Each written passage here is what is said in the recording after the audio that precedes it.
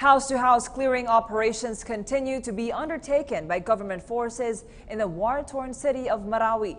This has resulted in the seizure of 10 million pesos worth of shabu from a house owned by former Marawi Mayor Omar Solitario Ali, allegedly a financier of the Maute terrorists. Clashes also continue between government forces and the terrorists still hold up in parts of the city.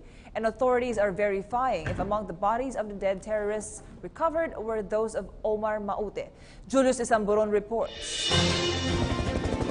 A month after the siege started in Marawi City, firefights between the government forces and the Mautes have not ceased in the ground zero. Today, at any given time, the war zone was mostly covered with black and white smoke from the surgical airstrikes.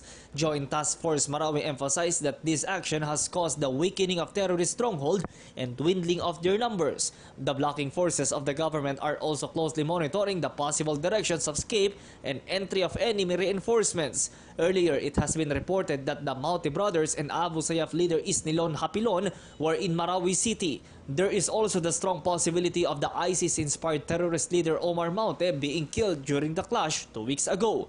The military assured that the official statements are first verified by the troops in the front line before they are released. As of the latest count, an estimated 100 Maute fighters are left holding out in the city. Yung battlefield natin ngayon ay napaka-fluid, very dynamic.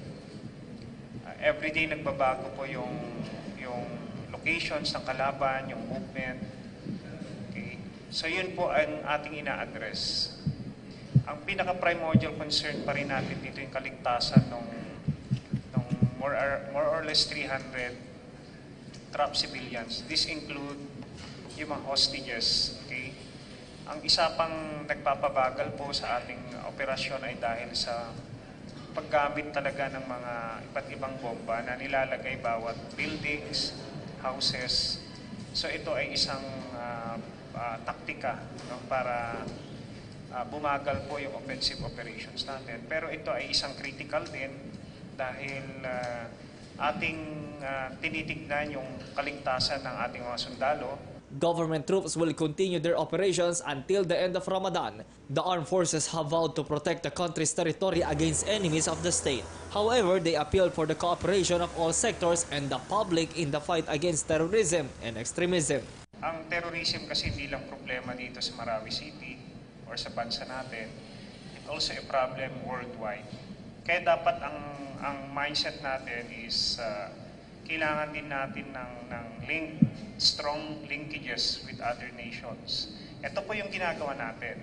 Kaya meron tayong kinakandak na mga training, intelligence sharing, joint patrols, joint exercises, and these are all part of deterring and preparing our troops for a future eventualities. Earlier, there were 2 reported cases of straight bullets, one hitting a civilian and the other tearing through a van rented by a media entity that was parked within the premises of the Lanao del Sur capital. Despite these incidents, the Crisis Management Committee still declared the capital as a safe zone but cautioned people doing transactions in the building to be extra careful, alert and vigilant since stray bullets are not only confined within the war zone. Dahil close encounter na sila, ibig sabihin, we will expect na heavy firefight na, no?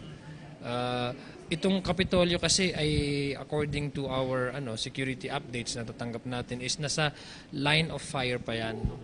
So parang from where our government troops are engaging this local militant group facing western, yung facing to the west ang ating military, and sa kanila facing the east.